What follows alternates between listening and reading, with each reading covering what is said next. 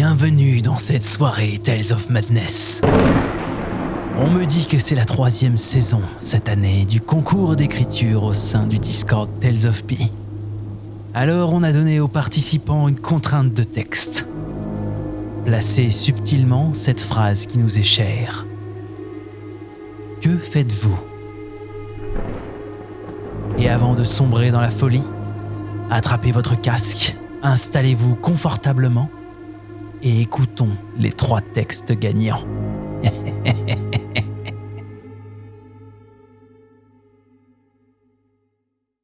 Exorcisme de Lorinéa. J'écris ce post pour raconter mon histoire. Avant aujourd'hui, je n'avais pas osé parce que je craignais que personne ne me croie. À présent, cela n'a plus vraiment d'importance. Tout avait commencé par une soirée. Des gens de mon âge, de ma classe. Tout se passait bien. Puis un jeu. Audacieux, innocent, amusant, un peu effrayant. De quoi se donner des frissons. J'ai accepté. C'était plutôt excitant et puis j'ai fait une erreur. Celle qui me coûta tout. Le piège s'était refermé sur moi. Je n'en ai pas immédiatement eu conscience. Lorsque je suis rentré chez moi, j'étais tellement mal, tout était flou, juste cette sensation lourde qui me ployait les épaules. Puis sont apparus les rires, légers, et les murmures, principalement mon nom. Une voix, 2 voix, 3, 5, sans aucun moyen de les faire taire. Au début, on fait semblant, on les ignore. Ça n'existe pas, je me fais des idées. Après tout, les gens autour de moi ne remarquent rien. Donc tout va disparaître, n'est-ce pas ? Mais non. Cela ne suffit pas. Cela ne fait qu'empirer. Cette masse sombre a commencé à me hanter. Je regardais par-dessus mon épaule plusieurs fois par jour pour essayer de l'éviter. Mais en réalité, c'était elle qui m'observait. Puis les voix sont devenues des messages plus distincts, plus marquants.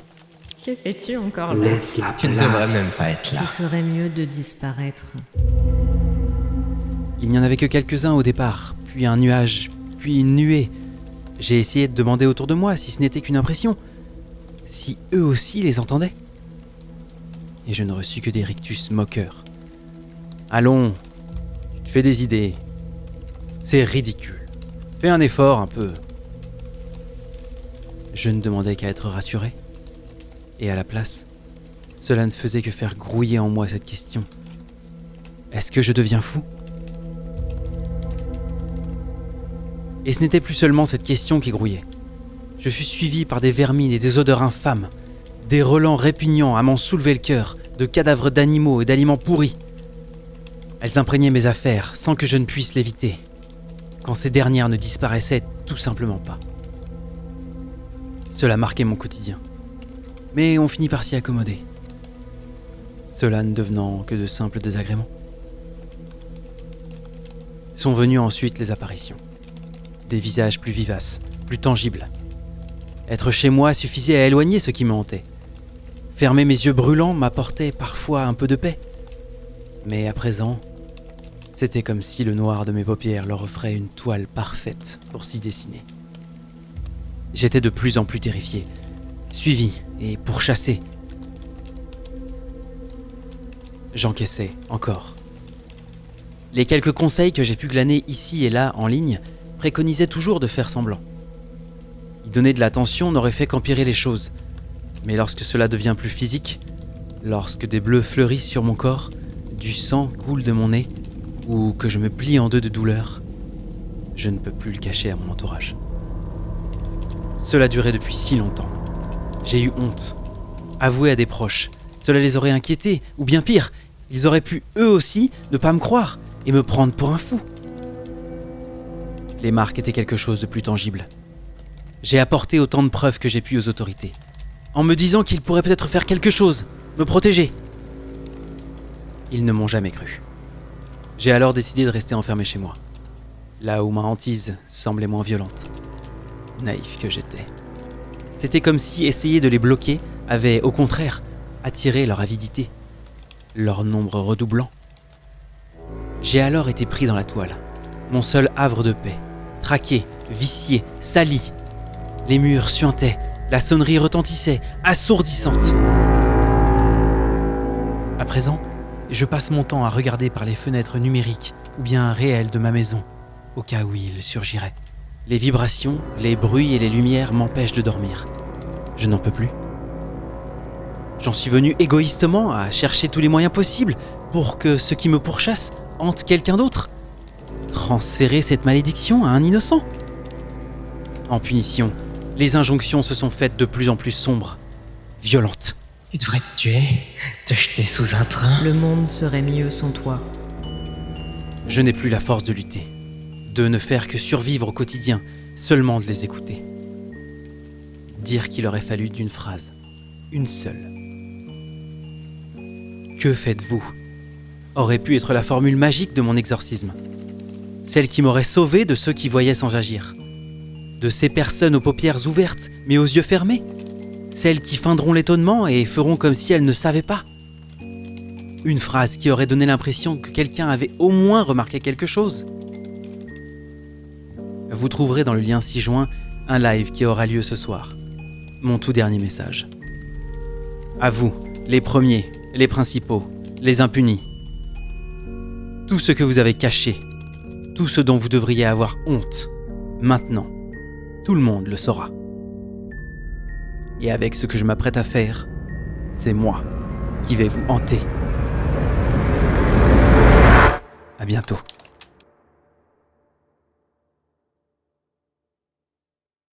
La session de Fatality. Qu'avez-vous fait cette semaine ? Et il me pose la question avec son habituel ton doucereux, mais empreint de gravité. Calme, bienveillant, réconfortant, tout autant exigeant qu'incitateur. J'aimerais qu'il parle plus longuement. Cela fait des mois que je le vois toutes les semaines, parfois 2 fois. Mais il ne départit pas de son rôle d'observateur, de confident silencieux. Il avait mentionné le conserver le temps de quelques séances. Mon cas doit être plus compliqué que la moyenne. C'est dommage, j'aimerais l'entendre plus. Je pourrais passer cette demi-heure à l'écouter parler, de sa voix chaude et maîtrisée, l'entendre parler de moi. Le boulot comme d'habitude. J'étais trop fatigué pour faire autre chose quand je rentrais. Je marque une pause. Je laisse mes yeux courir sur les bibelots qui encombrent la bibliothèque, cachant partiellement le titre des ouvrages, avant de le regarder dans les yeux. Il me laisse cette pause pour reformuler mes pensées, mais attends plus. Je peux le voir dans son regard, derrière ses lunettes de professeur d'université. Il doit penser que je réfléchis à la manière de lui répondre. Je m'amuse un instant de l'ironie de la situation. Nous sommes tous deux en train de considérer ce que l'autre pense. Je romps le silence. Et il y a eu un nouveau cas au boulot. Désarticulé avant d'être tué. Horrible. J'en ai entendu parler, à la radio. La police n'a pas donné plus de détails. Vous avez vu le corps ? Ouais. J'étais le premier sur la scène. J'ai pris des photos. Je ne pensais pas qu'un corps pouvait se tordre de cette manière. Et l'homme restait vivant. Une légère grimace se forme sur ses lèvres fines, venant perturber l'espace d'un instant son masque de calme absolu qu'il arbore. Ce n'est pas la première fois. Tous ses clients ne doivent pas lui raconter de telles histoires. Suis-je coincé entre la dépression chronique du mardi 17h et le chagrin d'amour adolescent du mardi 18h15 ? Chaque semaine, je lui rapporte des éléments de la vague de meurtres atroces qui frappe notre ville depuis plus d'1 an. Je ne souhaitais pas voir un spécialiste, mais j'ai fini par ressentir le besoin de partager ce que je vis. La première fois que j'ai vu cette grimace, bien plus perceptiblement qu'aujourd'hui, c'était lors de notre 2e séance. Il m'avait demandé ce qui m'amenait à aller le voir.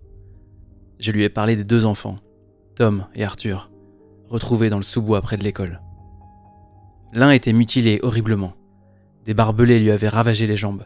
Il avait un grand nombre de coupures et d'incisions sur les bras et le ventre et avait laissé du sang et des traces de lutte autour de lui. Il était mort d'un poumon perforé au couteau.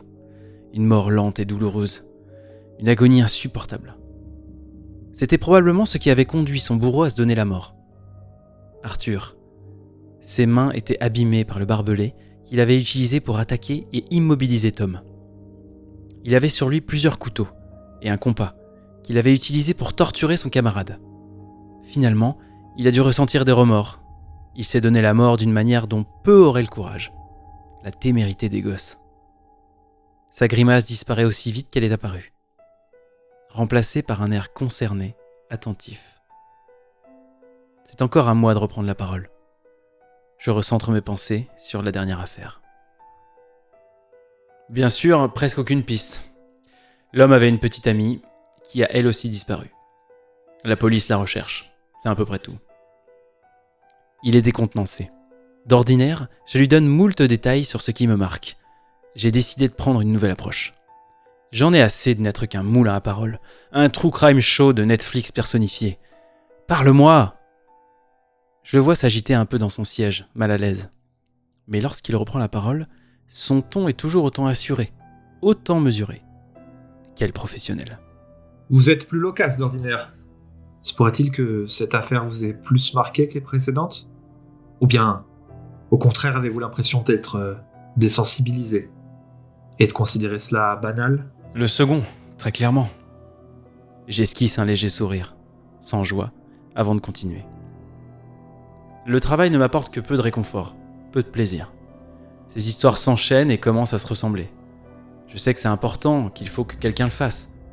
On me dit que ce n'est pas qu'un métier, mais une vocation. Je le sens. Oui, je l'ai senti du moins. Mais quand on sort d'une telle scène et qu'on pense à ce qu'on va manger le midi, je ressors chaud de ce qui devait être glaçant. Ou bien plutôt, je reste froid face à ce qui est clairement chaud. Il sourit gentiment, mais faussement face à cette piètre tentative d'humour. Il voit peut-être clair dans mon jeu. Il sait que je veux l'amener à une discussion, un débat. Qu'il m'accuse de nier la réalité, de cacher ce que je pense vraiment sous le couvert de l'humour. Mais non, il ne mord pas à l'hameçon. Quelle coriace. Je suis forcé de reprendre. Comme si c'était parfaitement normal, habituel, banal comme vous dites. Ça fait réfléchir. On se demande si on devrait pas faire une pause, peut-être arrêter. Mais pour faire quoi ? Une pause à nouveau. Il est suspendu à mes lèvres. Je l'ai. Il attend quelques secondes où je feins de ne pas sentir son regard concentré sur moi. Il craque et prend la parole. Je vous ai déjà parlé d'un arrêt de travail. Et c'est quelque chose de totalement envisageable pour quelqu'un dans votre position. Il n'y a pas de honte à être un peu dépassé, surtout vu l'ampleur des événements. Je pense que ça vous ferait du bien. On pourrait commencer par une semaine et... Je l'interromps d'un geste de la main et d'un hochement de tête. Vous fatiguez pas, on en a déjà parlé. Mais je peux pas abandonner mon poste dans un moment comme celui-là. Ça devient presque aussi régulier que nos sessions, docteur. Il désapprouve, je le sens. Il se mord légèrement la lèvre inférieure. De la frustration. C'est bien. Il va peut-être s'ouvrir. Oui, il y vient. Vous n'êtes pas seul à devoir porter le poids du monde. Parfois, j'ai l'impression que c'est le cas. Pourquoi ? Notre société est malade. Elle a cédé son instinct de survie et sa solidarité au capital et à l'individualisme. Et maintenant, elle en paye le prix. Mon métier est méprisé alors que nous sommes le dernier rempart entre l'humanité et la barbarie. Votre métier est en vogue parce que nous sommes seuls et malheureux, alors même que nous n'avons jamais été aussi connectés. Et, sauf votre respect, je n'ai pas l'impression que les psychologues aient réussi à nous guérir. Parfois, je me dis même l'inverse, que sans vous, les gens auraient sans doute besoin de se parler, de se faire des amis. Un rien mélodramatique sans doute, très manifeste du Una Bomber. Mais on va enfin avoir une vraie discussion. Maintenant que son orgueil est touché, il ouvre déjà la bouche pour répliquer. Mais alors, que faites-vous dans mon cabinet ? Il ne s'est pas départi de son ton calme. C'en est énervant. La plupart des gens sont si faciles à trigger, comme on dit maintenant, expression intéressante. Comme si les gens étaient des gâchettes. Enlevez-leur la sécurité, et le coup peut partir à tout moment. J'essaie. Je soupire, et reprends. J'ai mes idées, mais cela ne m'empêche pas d'essayer de changer d'avis. Pour l'instant, c'est raté. Vous ne faites qu'observer, me laisser parler. Je pensais trouver des réponses. Je me heurte qu'à des questions. Vous l'avez dit, beaucoup de gens sont seuls Et le simple fait d'exprimer à voix haute leurs inquiétudes, leurs préoccupations, leurs problèmes peut les aider à mieux se comprendre, et souvent à les lever ou trouver des solutions par eux-mêmes. Mais ce que vous vivez, expérimentez, va au-delà de ce que vivent et expérimentent l'écrasante majorité des gens qui viennent dans mon cabinet. Alors oui, j'ai besoin de temps pour savoir ce que je peux vous conseiller. Mais si vous y tenez vraiment, posez-moi une question à votre tour. Enfin, une ouverture. Je m'engouffre dans la brèche. Je vous ai parlé de tous ces meurtres affreux ? La majorité sont commis par un proche de la victime. La motivation est toujours inconnue, car le perpétrateur est toujours mort ou disparu. Vous qui avez étudié la psychologie humaine, quelle peut être la motivation qui pousse un gamin à en torturer un autre, visiblement sans raison préalable ? Il se rabat dans son siège, son menton se levant et ses yeux fixant le plafond pendant qu'il cherche une réponse. Il rabaisse la tête, croise mon regard avide. Je vois une ombre passer dans ses yeux. Se doute-t-il de quelque chose ? Est-il en train de se demander pourquoi je l'ai choisi, lui ? Peut-être ? Probablement pas. Il prend une grande inspiration avant de me répondre, en prenant son temps et s'attardant sur chaque syllabe. C'est la fameuse question de l'origine du mal. On est plus sur de la philosophie que de la psychologie à ce niveau-là. Je ne peux pas donner de réponse professionnelle sur un cas dont je ne connais pas les tenants et les aboutissants. Je n'ai jamais eu ce jeune en face de moi. Je serais bien en peine de faire le profil psychologique d'un Maccabée dont j'ignore tout. Mais je dirais que de nombreuses raisons peuvent pousser quelqu'un, particulièrement jeune, à faire ça. Cela peut être un trouble mental installé ou bien une folie passagère. Cela a pu commencer comme un jeu et mal tourné. Ce n'était pas un jeu. Mais ça a pu commencer comme. Les enfants et les adolescents sont dans l'expérimentation permanente de leur corps comme de leur environnement. Je suis frustré. J'attendais beaucoup de lui. Sa réponse est d'une platitude exemplaire. Je vais l'encourager. Se pourrait-il que quelqu'un les ait poussés à faire ça ? Pour de l'argent ? Assurément, les jeunes... Il va me faire un cours sur le pouvoir de l'argent chez les jeunes ? Non. Tu ne détourneras pas la conversation comme ça. Non, pas pour l'argent. Je pensais plutôt à quelqu'un qui les aurait influencés. Il fait la moue. Il considère un instant ma question, puis dit d'une voix un peu moins affirmée et grave que d'ordinaire. Je ne suis pas certain de vouloir spéculer là-dessus. Ni que ce soit bon pour vous. Finalement, il est décevant. Je me lève, frustré. L'air alarmé, il poursuit sur le ton de la plaisanterie. Et puis, ce n'est pas vraiment à moi de résoudre cette enquête, n'est-ce pas, monsieur le détective ? Je ne suis pas détective. Oh, pardon. Je ne connais pas bien les grades dans la police. Je ne vous ai jamais dit être policier. Il a l'air surpris, l'espace d'un instant. Lorsqu'il ouvre la bouche, alors que je me retourne vers mon sac, sa voix n'est plus mesurée du tout quand il balbutie, hésitant. Que faites-vous ? Je dépose mon sac sur le siège et entreprends de l'ouvrir. Je lui réponds distraitement. Je vous l'ai déjà dit.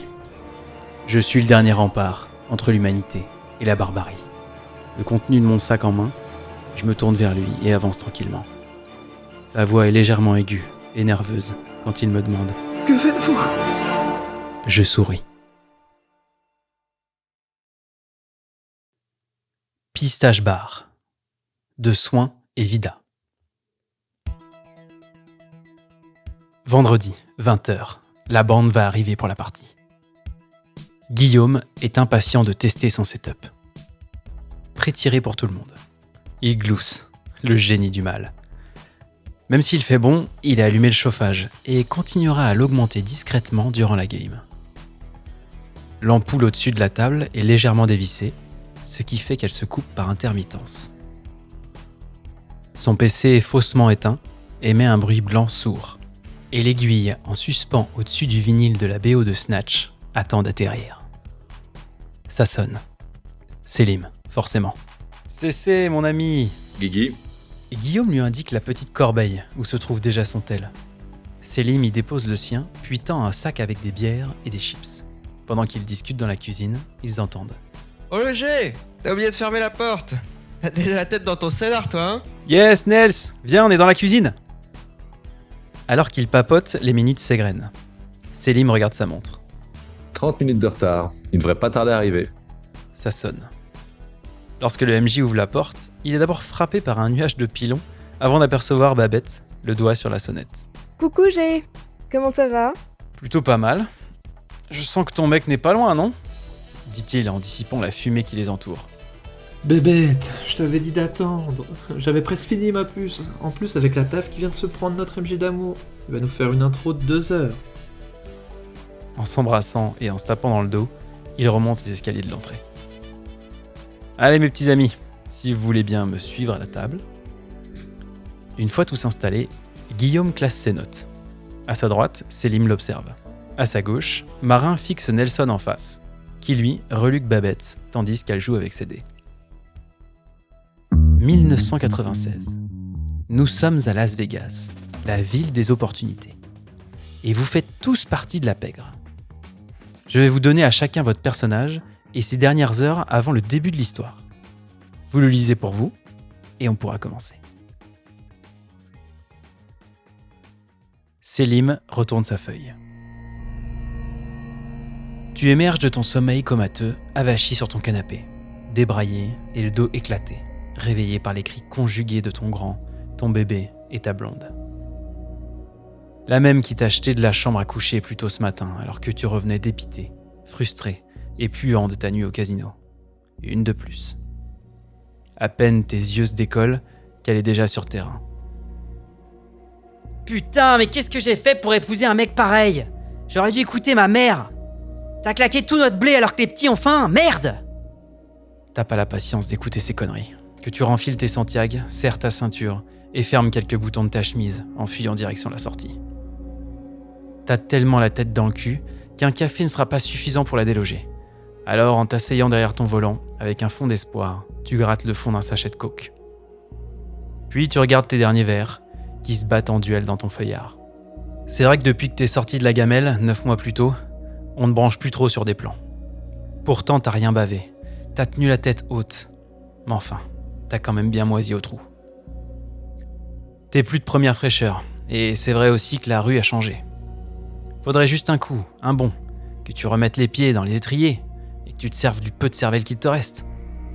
C'est justement ce qui te trottait dedans quand finalement tu gares ton vieux Bronco face à Chez Vito, le diner où tu as tes habitudes. T'allais pousser la porte d'entrée quand tu sens qu'on te tire violemment par derrière. Un coup de batte dans les genoux te fait tomber par terre. Tonné, mon gros tonné. Tu nous prends vraiment pour des cons, non ? Suivi d'un coup de filat dans les côtes, cette grolle, tu la reconnaîtrais entre cent. C'est celle d'Andrea, le fils aîné des Tomazzini. On t'a vu la table du Bellagio hier ? Elle me dit même pas que tu voulais te refaire pour nous payer ? Recoup de filat. T'as peut-être un peu de veine aujourd'hui. Je dois voir des gens qui veulent monter une opération dans notre secteur. Tu vas y aller à ma place ? Et venir tout me répéter. Au mieux, t'arrives à prendre un ticket dedans. On pose un pied sur ton poignet et tu sens qu'on t'attrape le petit doigt. Et ça, c'est pour être sûr qu'on se comprenne bien. Les lames du sécateur se referment. Selim tourne nerveusement la bague qu'il a autour du petit doigt. Marin découvre son personnage. Sharky, c'est ton nom maintenant depuis 3 ans, depuis que tu as rejoint le clan des Macabotes par la petite porte. Ta tignasse rousse a facilité les premiers contacts, évidemment. Grâce à tes prouesses pendant lesquelles tu n'as pas hésité à te sceller les mains, une disponibilité H24, tu as très rapidement gagné la confiance de Murphy, le bras droit, tout en perdant celle de ta femme, que tu soupçonnes de te cocufier. Mais en vrai, tu bosses pour les fédéraux. T'es ce qu'on appelle un agent sous couverture. Aujourd'hui, rien de prévu. Alors tu vas en profiter pour filocher ta future ex. Tu fais comme d'habitude. Une bise sur son front, tu enfiles ta chemisette à fleurs, tu passes tes pieds dans tes patogas après qu'elles aient traversé ton Bermuda baggy camo, tu claques la porte derrière toi en empochant les 3 têtes de weed qui traînent à côté du percolateur Buffalo. Tu te cales bien au fond de ton siège de ta Cadillac allante et tu attends. Enfin, elle sort. Un taxi ? Bizarre. Tu suis, à bonne distance, comme on t'a appris à l'école de flic. Ça y est, elle descend et disparaît derrière la porte d'un diner miteux. Tu attends encore, comme un con. Le cagnard commence à taper dans la caisse. T'as vite fait d'avoir l'impression de sortir de la douche. Doucement, sans prévenir, tu t'assoupis. lorsque tout d'un coup on toque à la vitre, à moitié baissée. C'est le neveu de Murphy, Trevor. « Sharky !» Ça s'agite devant le rad, alors tu ne l'écoutes pas vraiment. Tu le connais bien, tu sais qu'il fait souvent le coursier pour son oncle. T'es sur le point de savoir ce que ta femme fait dans ce putain de chez Vito, et ce gamin te les brise. Tu l'ignores, restant focalisé sur cette rixe qui s'envenime de l'autre côté de la rue. Le pauvre type se fait malmener par 3 ou 4 gorilles. « Sharky, tu m'écoutes ? Tiens, c'est de la part de tonton !» Il glisse un petit papier sur ton tableau de bord avant de coller son chewing-gum sur ton pare-brise et filer en roue arrière sur son BMX. Tu déplies la note. Ce soir, tu vas au Pistache Bar, 21h. Une rencontre va être organisée entre plusieurs grandes familles du coin. Fais pas honte au clan. Le flag attendra. T'es bon pour passer à ta planque, prendre le mouchard. Marin, en nage, palpe son torse machinalement, avant de tirer sur son col pour y faire passer un peu d'air. Babette commence à lire. Carte. Pardon, monsieur ? Carte. L'as de cœur rejoint les 2 dames écarlates, déposées devant un moustachu en smoking moutarde. Tu le suis déjà depuis un moment sur les écrans de contrôle en écoutant la radio. Une nuit caniculaire sur Las Vegas. Tyson contre Holyfield ce soir au MGM Grand. Un patient s'est évadé du Southern Nevada Adult Mental Health. La porte de ton local s'ouvre. Bones, t'as un client à la table 7, le mec en jaune. Moutarde, marmonnes-tu tandis que la porte claque. Tu remontes alors des sous-sols et rejoins la salle Mona Lisa par une dédale de porte de service. Table 7. Tu t'approches de cet homme dont tu sais que la chance vient de tourner. Tu déballes le speech habituel. Monsieur, le directeur souhaite vous féliciter en personne pour vos prouesses de ce soir. Si vous voulez bien me suivre. Tu n'as jamais su lire dans leur regard s'ils comprenaient ou pas ce qui se passait. Mais ils te suivent toujours. Au bout du couloir, la sortie du personnel qui donne sur un local poubelle et le parking. C'est souvent au milieu de leurs phrases quand ils disent « Mais je ne comprends pas, qu'est-ce qui… » que tu les surines dans le dos avec ton couteau Bowie. Selon la carcasse, c'est 3 ou 4 coups. À 2, lui, il s'effondre. Tu traînes le corps vers ton pick-up et le fais basculer à l'arrière d'un coup de rein. Quand tu ouvres la portière, tu es saisi un instant en voyant l'habitacle occupé. Et tu sens dans ton dos ce que tu sais parfaitement être le canon d'un calibre 12. Bones, monte, je t'en prie. Tu t'exécutes. Bonsoir, je suis Archibald Macabot. Un ami commun m'a conseillé tes services.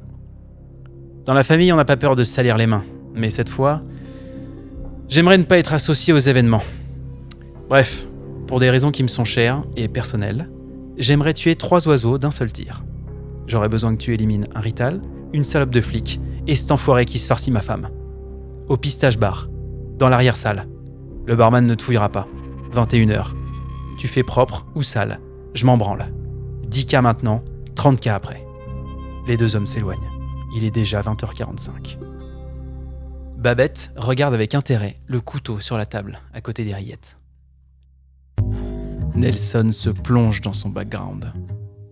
Certains sont dans la retenue, d'autres non. Certains font dans le chirurgical, d'autres non. Certains sont dans l'intellect, d'autres ne savent même pas que ça existe. D'aucuns ne sont dans la barbarie, comme tu l'es, toi, sans le savoir, Elliot. Pourtant, tu n'avais rien fait. C'est pas toi qui as commencé. Tu étais dans ton lit, avec l'oreiller sur ta tête, à essayer de faire taire les voix, en pensant à des voitures qui roulent, avec leur bruit, elles sont si jolies. Quand les coups de butoir ont démarré derrière le mur, le frappant frénétiquement, si fort que cela résonnait dans ta boîte crânienne. Alors tu t'es levé et as enjambé le corps désarticulé de l'ancien locataire de la chambre pour sortir et aller ouvrir la porte du voisin. Voilà, c'est de leur faute. Maintenant tu es couvert de sang, de poils et de viscères. Et t'en as fait du barouf. Tu risques de te faire gronder terrible. Du coup, tu quittes tes fringues toutes sales et sors de ta poche ta petite voiture Cadillac allante, ta préférée. Vous vous glissez sous la douche pour vous nettoyer. Tu veux pas sortir tout nu, mais toutes les affaires dans la pièce sont tachées, alors, comme tu es futé, tu ouvres un placard et en sors un joli costume. Le tissu craque un peu quand tu l'enfiles, mais ça va aller. Super. Maintenant, faut partir vite. En sortant, tu glisses ta main dans une poche pour y ranger ta Cadillac et découvres un paquet d'allumettes du Pistache Bar, avec ce message noté dessus. 21h. Tu aimes être invité à des fêtes, alors tu vas y aller. Vite. c'est juste en bas de la rue.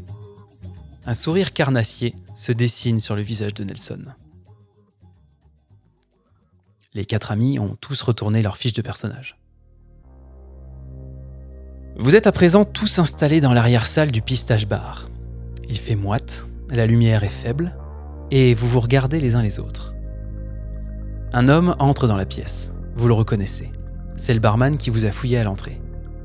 Il amène un pichet de bière qu'il pose au centre de la table. Le MJ fait de même et reproduira ensuite la scène à mesure qu'il la décrit à l'identique. Puis un verre vide devant toi, Fat Tony. Selim ressent des fourmis dans l'auriculaire de la main droite.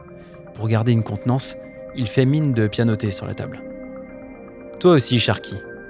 Marin s'éponge le front avec une serviette en papier qu'il saisit devant lui, et sur laquelle il croit voir marqué un petit « snitch ». Quant à toi, Bones, et ils le remarquent tous quand Guillaume s'approche de Babette. C'est une pinte bien fraîche et remplie jusqu'au bord qu'il pose devant toi, sur un sous-boc qui en a vu d'autres. Elisabeth range un bic dans sa poche et scrute tour à tour les visages de ses amis. Et pour finir, un autre verre, vide, devant toi, Elliot. Nelson s'amuse de voir ses amis si tendus, mais il se fige un instant quand il aperçoit devant Selim une majorette Cadillac allante. Finalement, il sort sans un mot de la pièce. La lampe blafarde au plafond oscille.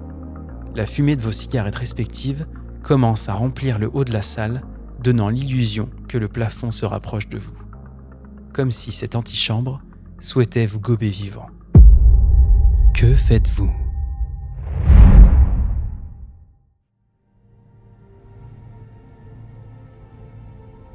J'espère que ces lectures vous ont plu et que vous avez apprécié le casting à travers les différents textes. Un grand merci à Jojo, Neft, Vrael et Vida d'avoir prêté leur belle voix et ainsi sublimé les histoires. Bravo à vous, la communauté Tales of Pi, d'avoir été présent pour cette saison 3 du concours. Cela fait chaud au cœur de vous voir toujours aussi investi chaque année. Un gros big up aux animateurs, Avaya, Friday, Neft, Nono, Ivy et Vida, qui assurent à nouveau l'organisation de cette belle soirée. Enfin, merci aux membres du jury, Delria, Emma, Jojo, Kaladan, Nicolou et Vrael, pour avoir sélectionné la crème de la crème. Au nom du Discord Tales of Pi, je vous souhaite un très bon Halloween, rempli de frissons et de folie.